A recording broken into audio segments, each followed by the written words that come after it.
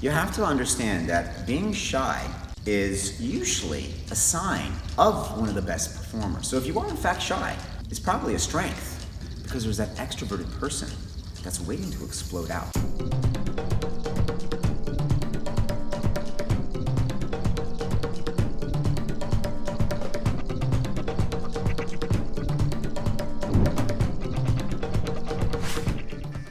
If there was a scale of shyness, 10 being absolutely most shy and 0 being zero shyness, when I first started to dance, what level was I?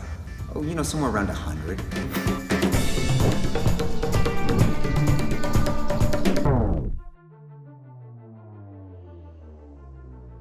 See, one of the biggest problems with Latin dancing is people get distracted with the choreography and forget to do the technique. I believe that everything is technical on one level or another. We have to actually learn these techniques through repetition because this is not natural stuff. We don't just come out of the womb doing a cha-cha. This area right here, your belly button, and all around it, that's your driving force for your Latin dancing. So I got hip action there. Now you messed up with this one. You can say bye-bye to confusion with the arm styling. We want our arms to be clearly in a specific position. How do you actually use the feet? Power.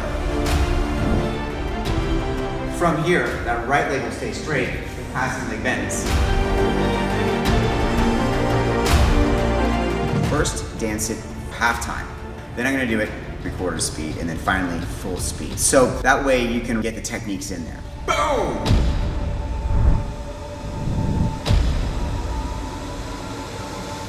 Be the fullest version of yourself. One all-powerful piece of knowledge that will transform you into an amazing dancer forever. I'm Tytus. Ding! Cha-Cha Essentials for you. It's the essentials of Cha-Cha technique. Don't forget that.